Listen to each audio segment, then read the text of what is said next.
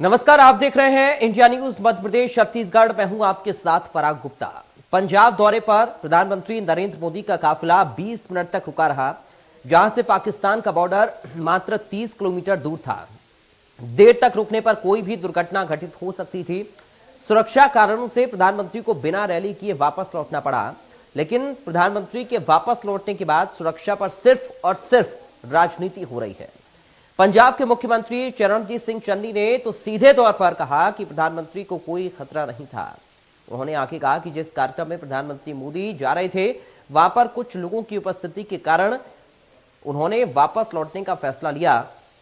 इसमें राज्य सरकार की कोई चूक नहीं है। प्रधानमंत्री की वापसी के बाद ताबड़तोड़ कांग्रेस शासित राज्यों के मुख्यमंत्री समेत नेता प्रवक्ता प्रेस कॉन्फ्रेंस कर राजनीति करने का आरोप लगाने लगे। इसी तर्ज पर छत्तीसगढ़ के मुख्यमंत्री भूपेश बघेल ने भी प्रेस कॉन्फ्रेंस कर भारतीय जनता पार्टी पर सुनियोजित स्क्रिप्ट का नाट्य रूपांतरण बताया। भूपेश बघेल ने आरोपों पर पलटवार करते हुए छत्तीसगढ़ के पूर्व मंत्री और बीजेपी नेता राजेश मूणत ने कहा, चाहे झीरम कांड हो या प्रधानमंत्री की सुरक्षा का मामला, इस तरह के मामलों में राजनीति नहीं होनी चाहिए। प्रधानमंत्री की सुरक्षा में चूक को लेकर देश में राजनीति गर्म है, लेकिन सारे मामलों पर सवाल उठ रहा है कि प्रधानमंत्री की अगवानी में पंजाब का कोई वरिष्ठ नेता क्यों नहीं था? क्या प्रदर्शन को लेकर पंजाब पुलिस के पास कोई इनपुट नहीं था? इस तरह के कई सवाल और कांग्रेस के आरोपों पर आज हम बड़ी बहस करेंगे, जिसमें हमारे साथ कुछ खास मेहमान भी जुड़ेंगे। लेकिन उससे पहले आपको सुनाते हैं कि क्या कुछ कहा है मुख्यमंत्री भूपेश बघेल ने। क्योंकि आपको तो भटिंडा से फिरोजपुर आपको हेलीकॉप्टर में जाना था, बाय रोड तो कंटिजेंसी था। पंजाब पुलिस को या पंजाब सरकार को जो जानकारी दी गई, उसे कार्यक्रम स्थल, हेलीपैड और हुसैनीवाला 3 जगह सुरक्षा की जिम्मेदारी दी गई थी। उन 3 जगहों में जो आवश्यक अधिकारी उसकी नियुक्ति की गई थी। 20 आईपीएस लगे थे, 10,000 जवान लगे थे। तो तीनों जगह सुरक्षा देने की जिम्मेदारी राज्य सरकार की थी और उन्होंने किया। अचानक एयरपोर्ट में आप कहते हैं हम बाय रोड जाएंगे, और बाय रोड आप 100 किलोमीटर चले भी गए। इसका मतलब ही है कि पूरा ये राजनीतिक खेल है। ये केवल पंजाब के कांग्रेस की सरकार को बदनाम करने के लिए षड्यंत्र रचा गया। ये पूरा क्रोनोलॉजी आप देखेंगे तो चुनी हुई सरकार को बदनाम करके कैसे अपदस्थ किया जा सके, इसके लिए सारी योजनाएं बनाई गई। जबकि वहां भीड़ थी नहीं, 700 लोग थे, कुर्सियां खाली थी। जब कुर्सियां खाली थी, वहां कोई था नहीं, तो जा क्यों रहे थे भाई? कुर्सियों से भाषण देने। जब आप 2 घंटे चल लिए तब पता चला, तब भी नहीं भर रहा। कई बार ऐसा होता है कि आते कार्यक्रम स्थल पहुंचते पहुंचते भीड़ आ जाती है, लेकिन यहां तो वो भी नहीं हुआ। पता है कि वहां किस प्रकार से केंद्र सरकार के खिलाफ वातावरण है। 700 लोगों की शहादत हुई, किसानों की। कैसे भूल जाएंगे वहां के लोग? नहीं फंसे थे क्या? दिल्ली में 2 बार जाम में आप नहीं फंसे थे? तब आपके लोग कहते थे कि प्रधानमंत्री भी आम नागरिक की तरह हैं। और आज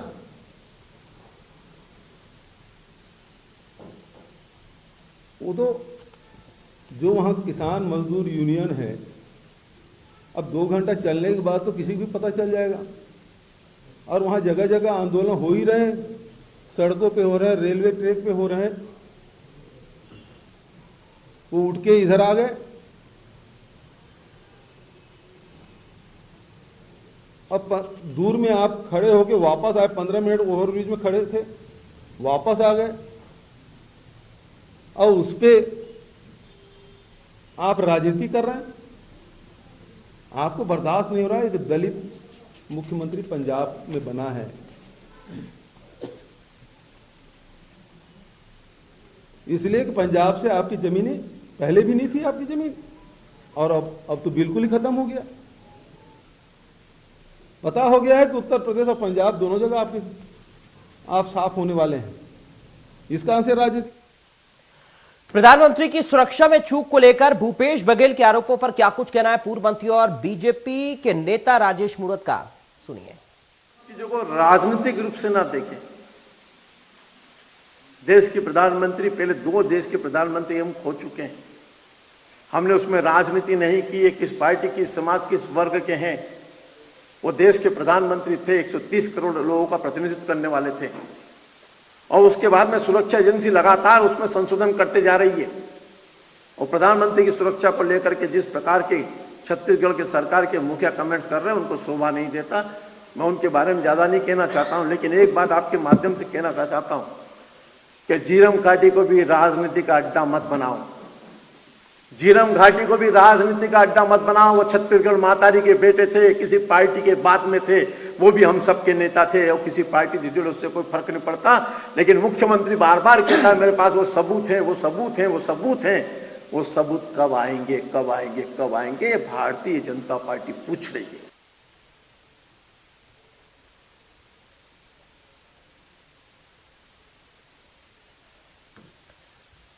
और साथ कुछ खास मेहमान जुड़ गए हैं, सीधा आपका परिचय करा दूं। मणि वैष्णव है और साथ कांग्रेस पार्टी से रखता। मणि वैष्णव जी, आपका स्वागत है इंडिया न्यूज में। बीजेपी से नेता राजीव चक्रवर्ती हैं। राजीव जी, आपका स्वागत है। और राजनीतिक विश्लेषक हैं डॉक्टर अजय चंद्राकर। डॉक्टर अजय चंद्राकर, आपका स्वागत है। मणि वैष्णव जी, शुरुआत में आप ही के साथ कर रहा हूं। कांग्रेस पार्टी के ऊपर लगातार बीजेपी के नेता, कार्यकर्ता, सभी लोग ये आरोप लगा रहे हैं कि एक साजिश थी, चूक थी और जानबूझकर किया गया। कांग्रेस पार्टी कह रही है कि ये केंद्र का विषय है और केंद्र की सुरक्षा की जिम्मेदारी है, केंद्र की गृह मंत्रालय की जिम्मेदारी है।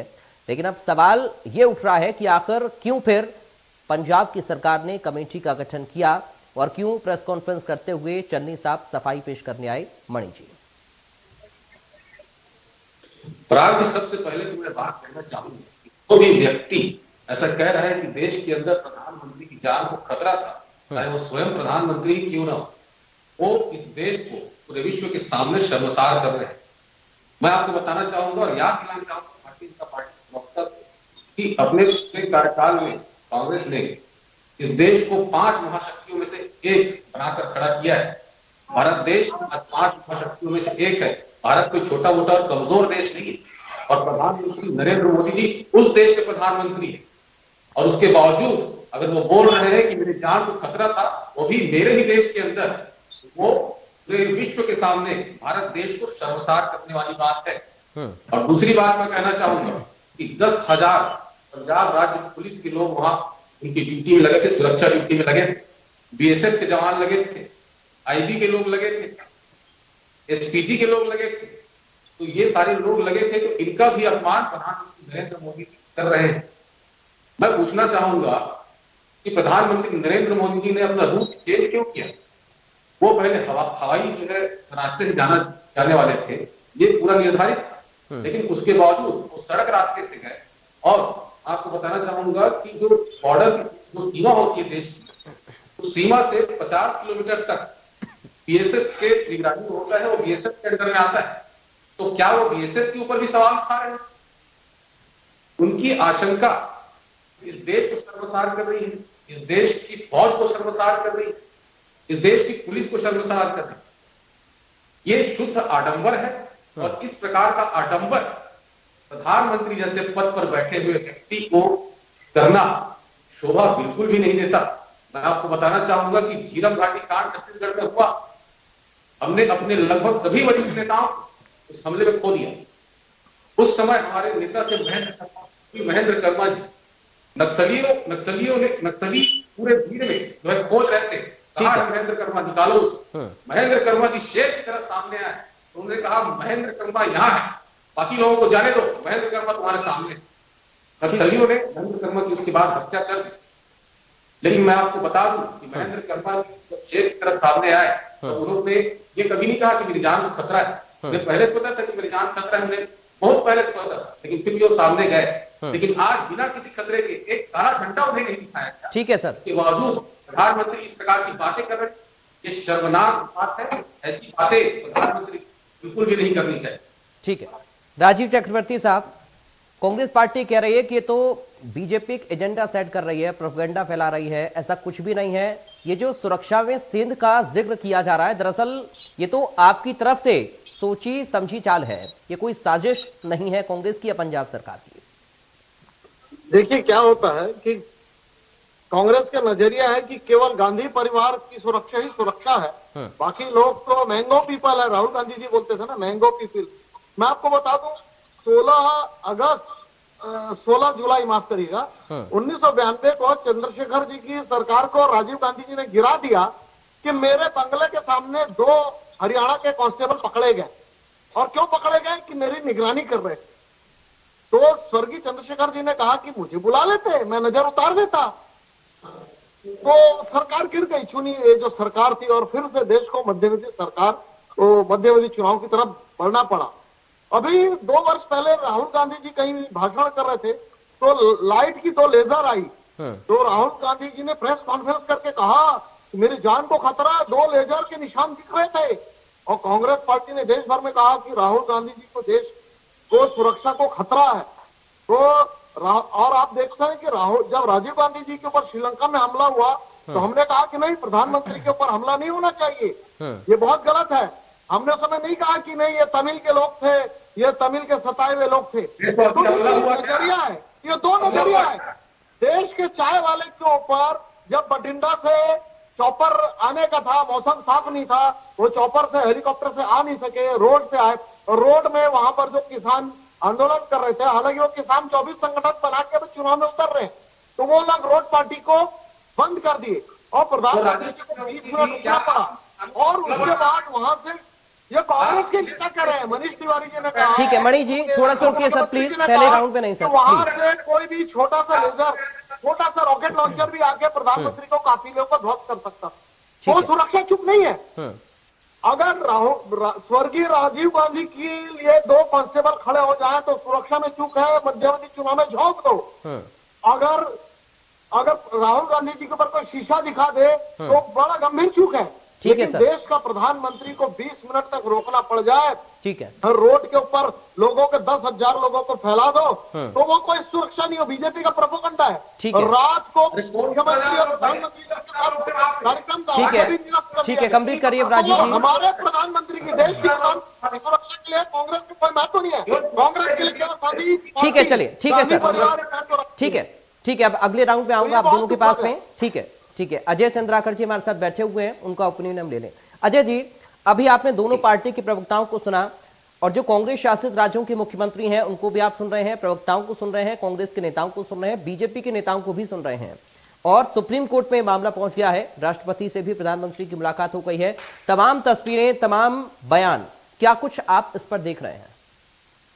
आप बिल्कुल पराग जी, प्रधानमंत्री जी के काफिले को प्रदर्शनकारियों ने रोका, यह फैक्ट है। पुलिस वालों के सामने जो जिम्मेदारी होती है उन जिम्मेदारियों को पुलिस वाले नहीं निभा पाए, यह भी फैक्ट है। लेकिन प्रधानमंत्री जी की जब यात्रा होती है तो हेलीकॉप्टर के समानांतर एक सड़क का रास्ता पहले से तैयार किया जाता है या प्रोटोकॉल के तहत आता है जी। अब बात दूसरी है कि जैसा कि मैडम इंदिरा गांधी के देहावसान के बाद 1985 में यूएस की सीक्रेट सर्विस के अनुसार, गाइडलाइन के अनुसार एसपीजी का गठन किया गया और 1988 में वो अमल में आया। मैं मानता हूं कि प्रधानमंत्री जी के सुरक्षा में 4 लेयर होती है, चाहे एसपीजी का हो, चाहे एएसएल का हो, और तीसरा जो स्टेट पुलिस होती है, और चौथा एडमिनिस्ट्रेटिव काम करने वाले लोगों का। लेकिन यह भी सच है कि एसपीजी का जो डायरेक्टर जनरल होता है वो कैबिनेट सचिवालय में ज्वाइंट सेक्रेटरी स्तर का अधिकारी होता है, उसकी भी जिम्मेदारी है। वो मॉनिटरिंग करता है, असेस करता है, सुपरवाइज करता है और प्रोटोकॉल को वो मेंटेन करता है। यहाँ पर आईबी की भी बात आ रही है और केंद्र सरकार और राज्य सरकार में तालमेल जो होना चाहिए उसकी कमी दिखाई दे रही है। लेकिन खुफिया ब्यूरो की भी हम बात करें तो उनकी जो गाड़ियां होती है उसमें जैमर लगी हुई होती है।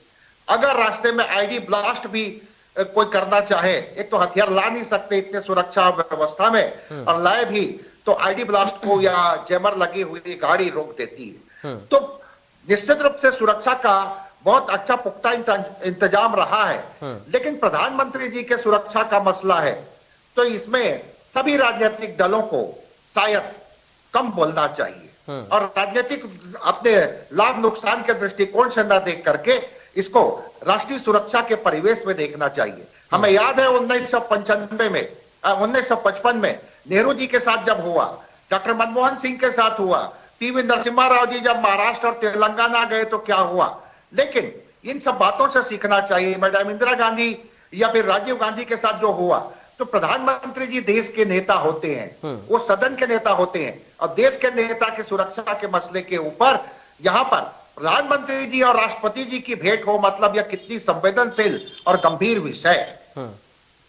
तो यहाँ पर पराग जी आप जो कह रहे हैं कि सुप्रीम कोर्ट में भी मामला गया है, तो सरकार की तीनों एजेंसियां, चाहे नाम मात्र की कार्यपालिका में राष्ट्रपति, वास्तविक कार्यपालिका में प्रधानमंत्री या फिर एक अंग हम कह सकते हैं कि वो न्यायपालिका, ये सब इसके ऊपर कर रहे हैं। तो टेक्निकल व्यक्ति को एसपीजी का जो डायरेक्टर जनरल है, वहां से लेकर के जो जिम्मेदार अधिकारी हैं, इनको प्रोटोकॉल के तहत इन लोगों को जांच करने देना चाहिए।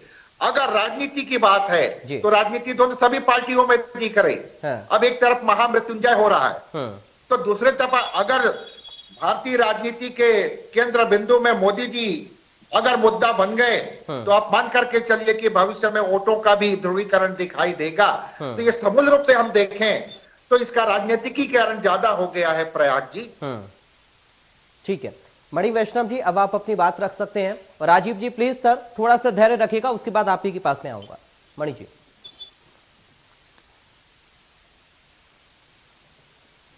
मणि वैष्णव जी, आपको आवाज मिल रही है हमारी?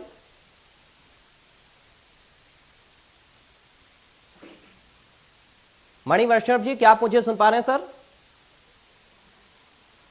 चलिए, लगता है आवाज नहीं जा रही है। राजीव जी, आपको आवाज आ रही है हमारी? हाँ आ रही। राजीव जी, अभी जो सर ने जिक्र किया, राजनीतिकरण इस घटना का ज्यादा हो रहा है क्योंकि अलग अलग प्रदेशों में हम देख रहे हैं भाजपा के कार्यकर्ता हैं, बीजेपी के नेता हैं, कार्यकर्ता हैं, वो कांग्रेस दफ्तर के बाहर जा रहे हैं। और उत्तराखंड में देखिए ऐसी स्थिति आ गई कि कांग्रेस और बीजेपी के नेता आमने सामने आ गए और वहां पर पुलिस को बीच बचाव करना पड़ा। और कांग्रेस पार्टी ये आरोप लगा रही है कि साहब हमला करने की नीयत से आए थे। नहीं देखिए, ये राजनीति तो इस घटना पे नहीं होना था। कन्नी जी ने पहले तो खेद जताया कि मैं खेद व्यक्त करता हूँ, लेकिन क्या है जो घटनाओं के परिप्रेक्ष्य में राज्य की नीति तो है ही है। राजनीति इसलिए है कि किसी प्रधानमंत्री के सुरक्षा में चूक हुई और उसको लेके प्रियंका गांधी जी ने कहा कि इसको बखड़ा, हाउ इज द जोश। तो कितनी अपरिपक्वता आ गई है कांग्रेस पार्टी के अंदर। एक परिपक्वता होती है कि अगर ये सही घटना होता, मैं बिना लाख लपेट के कह रहा हूँ कि बहुत गंभीर चूक हुई है, ऐसा नहीं होना चाहिए था, तो मामला खत्म हो जाता। लेकिन प्रधानमंत्री की हत्या नहीं हुई, इसीलिए कांग्रेस के लोग, जो युवा कांग्रेस के राष्ट्रीय नेता, उन्होंने कहा कैसा जोश है, मजा आया कि नहीं आया। तो ये इंगित करता कि ये सोची समझी एक रणनीति थी कि प्रधानमंत्री को हैरेसमेंट किया जाए। और जैसे मैंने कहा ना कि देश की सुरक्षा का गांधी परिवार की सुरक्षा नहीं होता है कि कांस्टेबल खड़े हो गए तो आपने सरकार को गिरा दिया, आपने देश को मध्यम।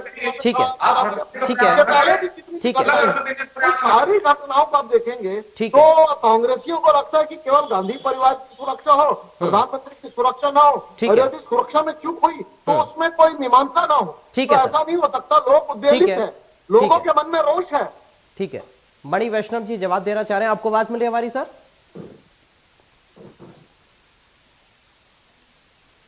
मणि वैष्णव जी, अगर आप सुन पा रहे हैं तो आप बोल सकते हैं सर, आप अपनी बात रख सकते हैं अब।